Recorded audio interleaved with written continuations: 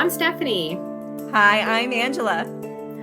We are the Ink Mages. Join us as we discuss all things fantasy, world building, storycraft, myths and legends, and of course, our own imaginative stories. Welcome to the Ink Mages podcast. Today, we have a book review for you. Angela and I recently did a buddy read. I'm doing a buddy read where we read a book together, and we did The Angel of Torin Woods. This is a Scottish romantasy set in Scotland, 1731, and the hook is what happens when the most magical part of the fairy realm is the girl you accidentally trapped there with you. And that such a good hook. That's a good hook. Yes. This is a novella, and it is a prequel to the Betwixt the Sea and Shore series by Claire Kohler. I'm a big fan. I have all three of her books. They're just lovely. Look at those covers. Yes, this is book 1, and then we've got book 2, The Heart of Everton Inn, and then 3, The Treasure of Rigmore House. I was an ARC reader for this one. Absolutely love it. It is like one of my favorite reads of the year. So, of course, when her novella was coming out, I'm like, yep, sign me up. I want to be an ARC reader. Yeah. I'll read anything that she writes. And this is my first introduction. So Stephanie's been talking about Claire Kohler for a while, and it sounds right up my alley, the kind of books that I love to read. You've got the Irish folklore, which I love, all things Celtic. And just her descriptions of the book made me go, okay, I want to read this book. And so I went ahead and picked up the ARC read for this particular novella, which I have to say left me wanting more, and definitely am going to be reading some of the Betwixt the Sea series. Yes. I wanted it to be a little bit longer.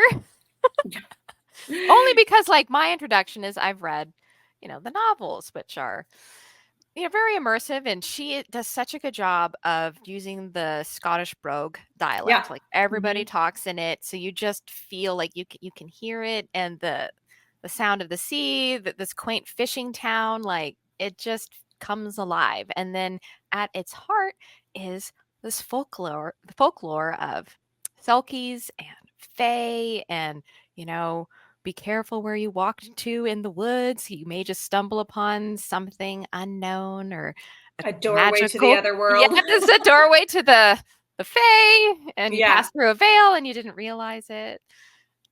Yeah, I like there's the ring of mushrooms, and honestly, when you read, if you've ever read any folklore, these are the kinds of things that are all just riddled throughout. So she did a really good job, really including some really genuine folklore from Ireland. And fun fact, I used to live in Ireland, but I recently being about 3.5, 4 years ago, went to Northern Ireland, and I went to this forest that I can only describe as a fairy forest. It was so enchanted feeling, so beautiful that you really feel like you've found yourself in another world.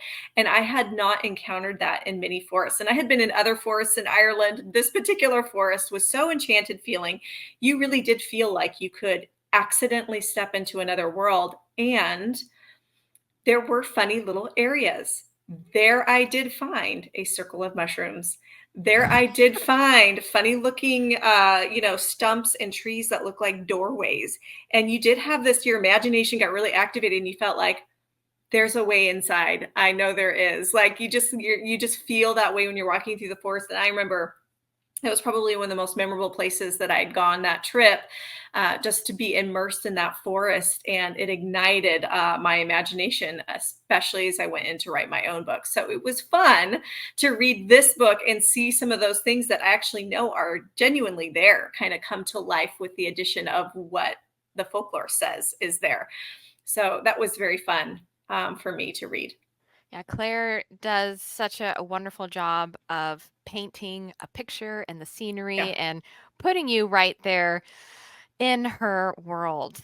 So, all right, let's talk about the characters. So, the main character in The Angel of Torin Woods is a young, I guess he's a young guy named Vincent McLaren. Yeah. I think he was around 15. Yes, 15. Yeah. Okay, so he's 15, and one day he's in the woods and he glimpses an extraordinary creature in the woods, and he doesn't know who it is or what it is. I'm not even sure if he thinks it's a fae, but he rushes home to tell his brother like, what he saw, and I think his family is kind of like done with him. Yeah, they're not very affectionate and No, understanding of him at all.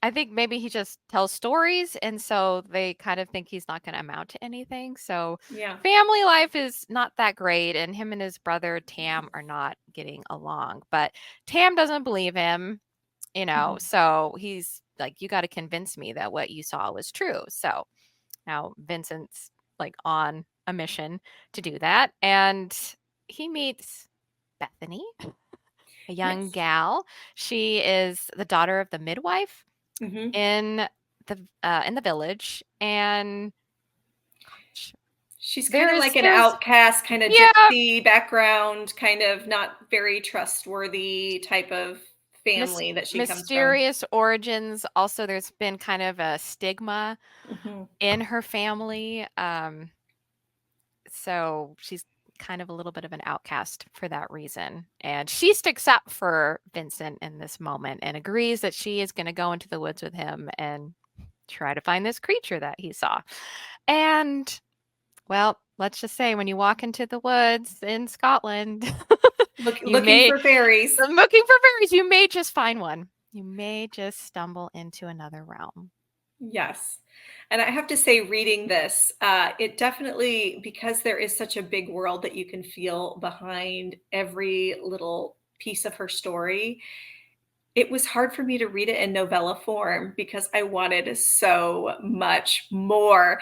But this is a novella, right? This is where, as a writer, you're being more controlled. And honestly, if this was just to get me to want to read some of the other books, It's because done I know those job. are going to be more developed. It was a very good job because there was so much more. I felt like everything was so fast. I wanted to hear so much more of what happened with the characters in their adventures and have so much more of that development. And I had to remind myself, this is a novella.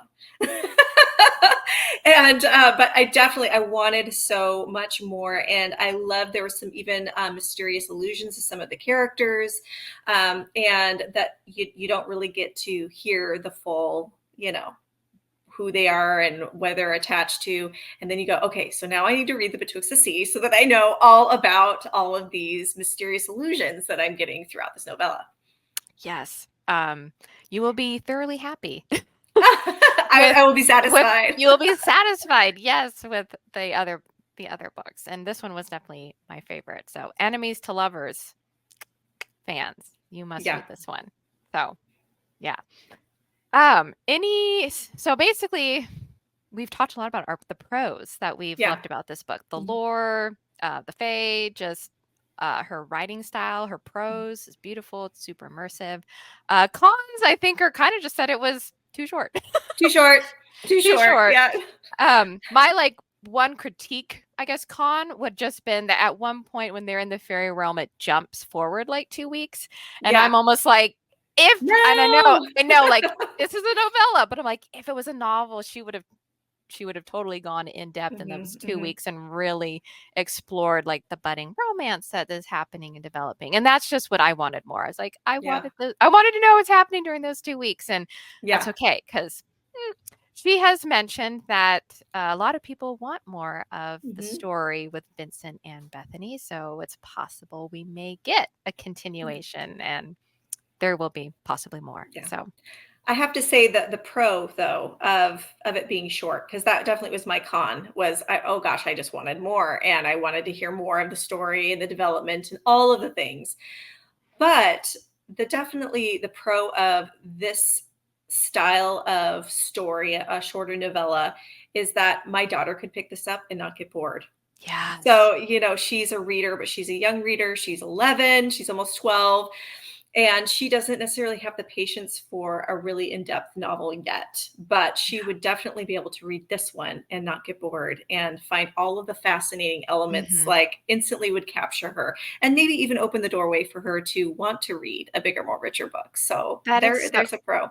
Yeah, that is so true. Because it's, I've ordered the paperback, so it is coming. It is not Yeah. here right now, but I am anticipating it should be coming tomorrow. But I think it was only like 100 pages, a little over Yeah. 100 pages. So I yeah, read that's it in one setting almost yeah, on an airplane.